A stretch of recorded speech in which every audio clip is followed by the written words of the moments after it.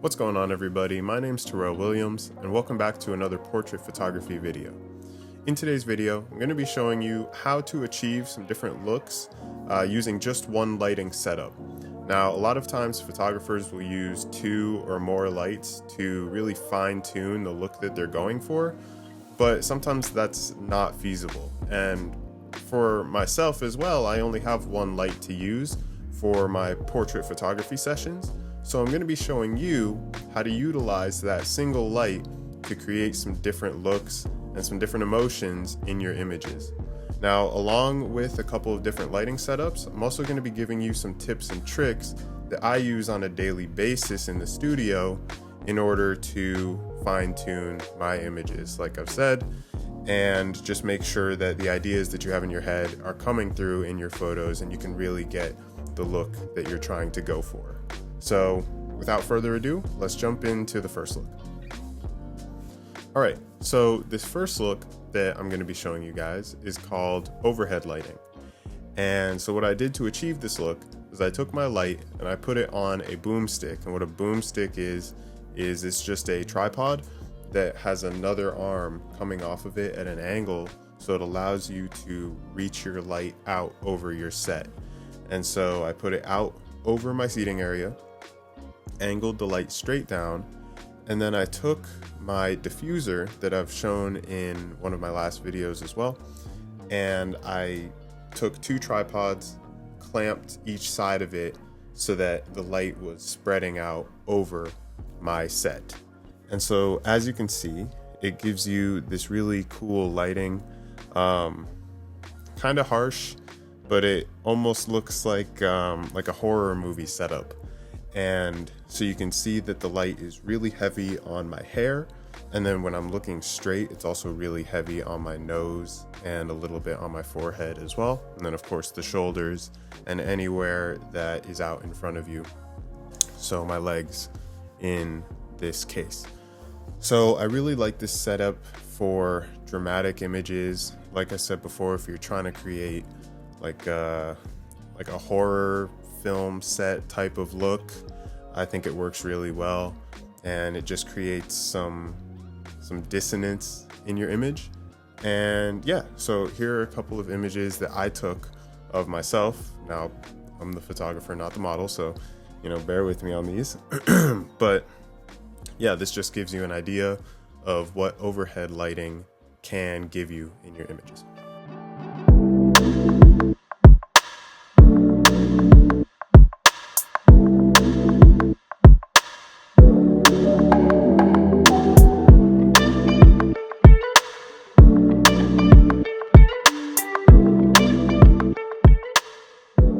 So as I'm setting up my next lighting setup, I just want to talk to you about the first tip or consideration that I have when I'm setting up my lights. So the first aspect is where you set your light, but then the second aspect is how soft that light is. Now, in studio settings, I typically go with softer light because it's more flattering on your subjects. And then when I'm on location or doing more of a creative photo shoot per se, I may end up going with harsher light. And so what I mean by soft versus harsh light is soft lighting will create a nice gradient between the highlights and the shadows on your subject's face. And so what that will do is it will create a more flattering light, and as the name implies, a softer light that tends to look better in studio settings, and then it also tends to be more flattering for women. When you move over to the harsher light, that's where you'll have a starker difference between your highlights and your shadows, and you'll actually be able to see that on your subject's face, where you see more lines strictly between the highlights and the shadows. So that can be cool for a dramatic look, for a dynamic look. Sometimes it looks better with men because it just creates more of an aggressive feel in the image. And so if you're trying to do a creative photo shoot with men, maybe using harsh light would be better. Now, in order to create harsh light, or soft light, the way that you control that is the distance from your subject that your light is. So, for example, the sun creates really harsh light on us because it's really far away and it's a point light source, which means it's just coming from one area. But then if it's a cloudy day, you get really soft light on your face. And what the clouds are doing is they're acting as the soft boxes do, where they will add extra layers of fabric, or the clouds, to soften up a point light source. So there are two ways to create or to control harshness versus softness: distance to your subject and the fabric or diffusers between your subject and your light. So if I bring my light really close and I put fabric between the light in the form of a diffuser, that'll create a really soft light, versus if I set it really far away and have just the light, you're going to have really harsh light that can create a more contrasty image. All right, so the next lighting setup that I'm going to be talking about is split lighting. And in order to achieve the split lighting look, you set your light 90 degrees from the camera so that when your subject is looking straight at the camera, the light is coming in perpendicular to your subject. Now, what that is going to do is it's going to create a really harsh divide between one side of your subject's face and the other side. So one side is going to be in light, in highlights, and the other side is going to be in darkness or in shadows. So that creates a really contrasty image. You don't see that lighting setup used a lot. You may see it in album covers or movie posters. You may also see it in some edits where they'll take two people's faces and have one side of the image be one person's face and the other side of the image be the other person's face. So split lighting is kind of rare in the photography world. I don't do it too often, but it is a really cool way and a really easy way to create a look that is not common and can create some really interesting images. So I'm going to show you a image right now that I just took with this lighting setup, and it can just show you how contrasty this lighting setup can be.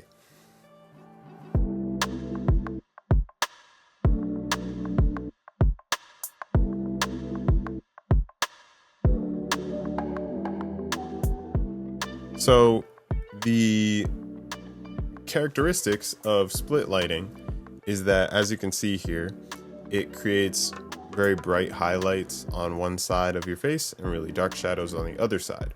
Now, with this angle specifically that I set the light at, I made sure that it wasn't straight 90 degrees. It was kind of like 80 degrees so that you could catch the light in my eye on the shadowed side of my face. And that kind of brings me into my next tip, which is getting the light in your subject's eye.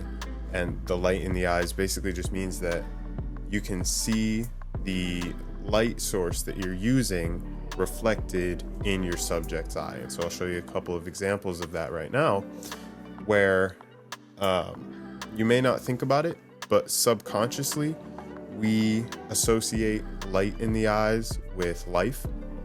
So if you're going for a neutral or a happy mood in your images, it's really important to make sure that you can see the reflection of the light in your subject's eyes. And if you're missing that, the image can look kind of dull.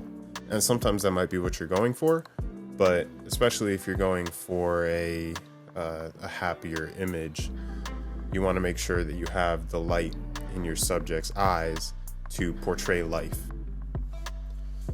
Okay, so I'm setting up my next lighting setup, which is called backlighting.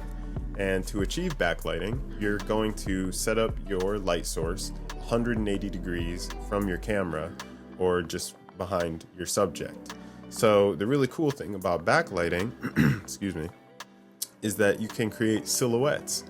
And you'll see people doing silhouettes with like the sunset or the sunrise, where they'll stand right in front of the sun and cut it off to the camera. Or you'll see maybe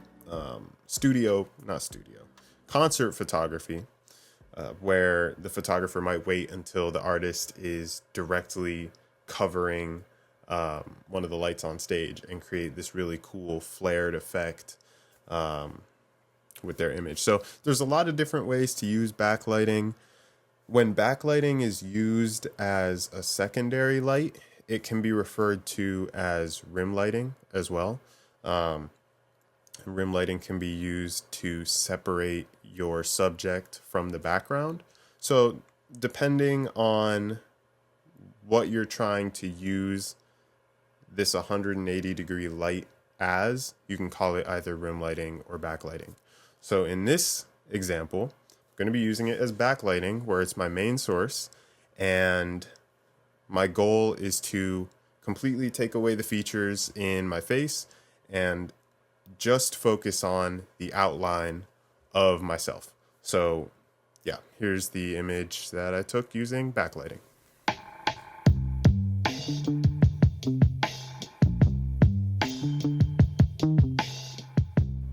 So as you can see with this image, the focus is on the outline of the subject. So yes, there is still some detail in my face, but the focus is on, like I said, the outline of the subject. You can create some really cool images with this, with some interesting posing that you may come up with, where you're really emphasizing your subject, or maybe your subject's movement or your subject's body, and you're really minimizing any other detail in the image. So backlighting can be a cool way to experiment with posing and experiment with minimalism in a sort. So yeah, it's just another cool lighting setup that you can use with one light. And it's important to add here that I did use my softbox and then also a diffuser in front of the softbox. And what that allowed me to do is create a really large area in the background. So I could have also done this by taking off the softbox and the diffuser and just had the light behind me. What that would have done is more what I was talking about before with rim lighting, where it will take away the details in my face still, but create kind of a white outline around me because of the light straight behind me. So yeah, it's a really versatile lighting setup to use, and you don't see it a lot again. So yeah, it's a neat one. All right, so the next lighting setup that I'm going to be talking about is called butterfly lighting. Now, split lighting and backlighting, like I talked about before, aren't used as commonly in studio photography, and they're kind of saved for more creative photo shoots where you may be experimenting a little bit. But butterfly lighting is one of the most used lighting setups in studio photography. So to set up butterfly lighting, I'm actually using butterfly lighting right now for this video. So you just set it up in line with your camera, so 0 degrees to the camera, and then you elevate your light source and angle it downwards at around a 45-degree angle. So it's called butterfly lighting because of the distinct look, in some cases, of the light under your subject's nose. Now, I can't see myself, so I don't know. Maybe there is, but I know there's definitely going to be a little bit of shadow under my nose. And when you use a little more harsh lighting and some more defined shadows, sometimes you can see a butterfly shape from this lighting. So, like I said before, it's one of the most common lighting setups used in studio photography, mainly because it's very complementary to most people's faces. And what that will do is it will really soften up, if you're using soft lighting, it'll really soften up their features. if someone has like a very good jawline or something like that, you'll be able to see that distinguished between the highlights on their cheekbones and then the shadows just underneath. It also takes away if there's bags under your eyes, it'll fill in the shadows from that as well, because the lighting isn't as straight overhead as the overhead lighting that we talked about before. So yeah, if in doubt, start with butterfly lighting, and then you can kind of experiment from there with things like Rembrandt lighting, broad and short lighting as well. We're not going to get into those today because they're just a little bit more complex, but butterfly lighting is going to be your friend if you're just starting out in studio photography. All right, so as you can see here with me, one of the benefits to butterfly lighting is that if your subject moves their head left or right, the shadows will mainly stay the same. This is especially true if you're using soft lighting, if you're using something like an umbrella or a softbox or a diffuser in front of your light that will really spread the light out. But even if you're not and you're using a little bit of harsher light, if you turn your head a little bit, the lighting's not going to change much. So that allows for more versatility in your posing, and you're not going to have to make as many slight adjustments to your light as you would have to in some other setups like split lighting, where if you want to angle your subject a little bit, you're going to have to move that light as well. Butterfly lighting, you can kind of set it up, get it where you like it, and work from there and not really have to worry too much about moving your light. So yeah, let me just show you a couple of different images I took of myself using butterfly lighting.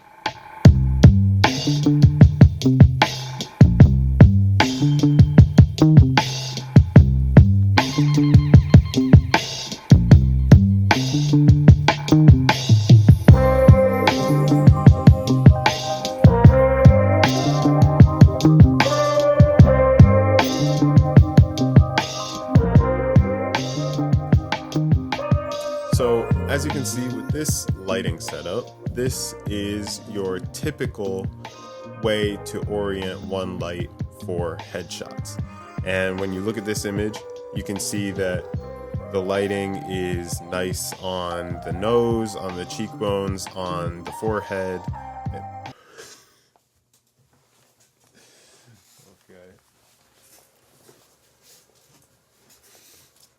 Anyways, yeah, the lighting is really nice and even over the forehead, the cheekbones, the nose. You have really nice shadows under the jawline and then also under the brow as well. It also could take away like a double chin if that's something that you're concerned about, just because it really just goes over the point of your chin and cuts away anything under that as well. So overall, it's really just a nice, it's a very cookie cutter lighting setup that can be used in a lot of situations if you just want something that's conservative and safe. So if you're just doing basic headshots, something for LinkedIn or a profile picture, butterfly is going to be your best friend. So moving on from butterfly, we're not going too far because the last lighting setup that I want to talk about is clamshell lighting. So clamshell lighting is named because of how the lights are set up. So I know this is a one light tutorial, but you can double your second light with a diffuser or a reflector. So your main light is going to be here where it's pointing light down, and then your second light comes in like this, like a clamshell opening up. And so what'll happen is the light that's coming off of your main light can bounce off of your reflector and fill in some of the shadows on your subject's face. So clamshell lighting is used really commonly in beauty headshots. I don't do beauty headshots, so I don't have a portfolio really to show you of that. But if you just look up, you know, beauty brands, or if you look at advertisements in like a Kohl's or a Sephora, chances are those headshots are going to be taken using some sort of clamshell lighting. So here you can see that I'm just using my reflector, and you can actually see the divot of my diffuser from my first light as it's coming down from the top, and then I'm using my reflector, holding it just at kind of my chest level and bouncing some of that light up to fill in the shadows. So I'll just show you real quick one of the images that I took of myself using clamshell lighting.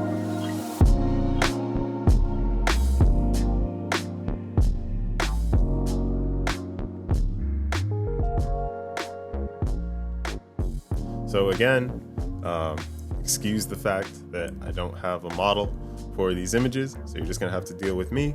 But as you can see with this setup, the difference between butterfly and clamshell is how the light, how the shadows are kind of filled in on clamshell. So here you can see that under the cheekbones and under the jawline is a little bit lighter, still in shadow, but just brightens them up a little bit.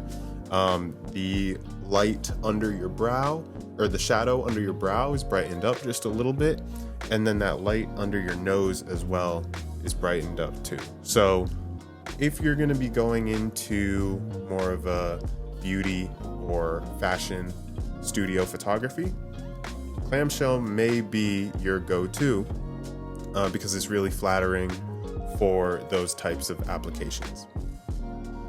All right, and that is the last lighting setup that I have for you guys. So today we talked about a couple of different setups. We talked about overhead lighting, we talked about split lighting, backlighting, butterfly lighting, and then also clamshell lighting, and how they can be used in different applications. So just to kind of run through that again, overhead lighting can be used primarily if you're trying to get moody, darker, suspenseful images. Also, I didn't talk about this earlier, but for the gym people out there, gyms will use overhead lighting to create flattering, I keep saying flattering, but to create more crisp cut lines. So when you're in the gym and you have a pump, you're just checking yourself out in the mirror and you're wondering how you look so good.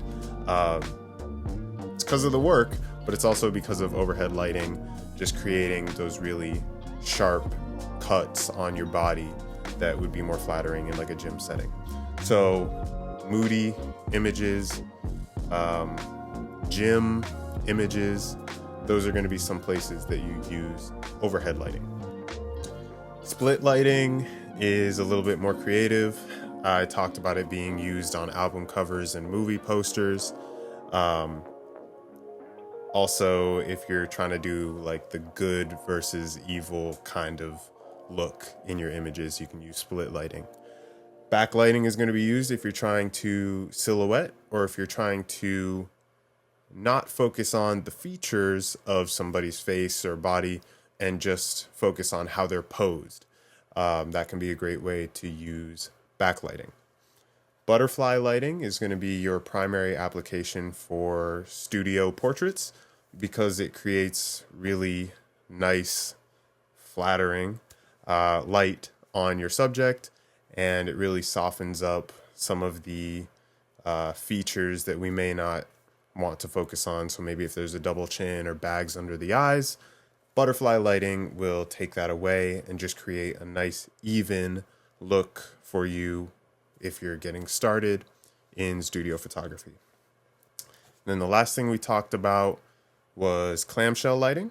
And so clamshell lighting will take the lighting from butterfly and fill in some of the shadows that are cast using butterfly. And you'll be using that more if you're doing fashion photography or beauty photography. And then, like I said, if you're going into a Sephora or something, the posters up there you're going to see are taken with clamshell lighting. So before we go, I just want to give you my last little tip or consideration, which is taking all of these setups that you now know and using them when you're trying to depict a certain emotion. So if you're doing a studio portrait session and your subject or your model comes in and says, I really want to have some lively images. Maybe they're trying to create a portfolio and they want to make themselves look like the protagonist and look really happy and look really upbeat. Well, you're not going to be using overhead lighting, and you're not going to be using split lighting, and most likely you're not going to be using backlighting. You're going to be wanting to focus more on your butterfly lighting. So on the contrary, if you have someone come in and they're like, I really want to focus on looking strong or looking evil or looking aggressive, don't use clamshell lighting, because that's going to completely give you the opposite look. That's not going to be what they want. So that's where you're going to use your overheads, your backlightings, and things like that, which can create some suspense in your images. So that's all to just say, take all these things, all of these setups that you've learned today, and then apply them based on the look that you're trying to get in your images. So I hope I was able to teach you something today, and not only give you some setups, but also give you some applications for those setups. And if you enjoyed the video, please be sure to like it and subscribe to my channel for more in the future. And leave a comment if you learned something and what you liked about the video, what you didn't like about the video. I always like to hear what you guys have to say. So with that, my name's Terrell Williams, and I'll see you in the next one. Peace.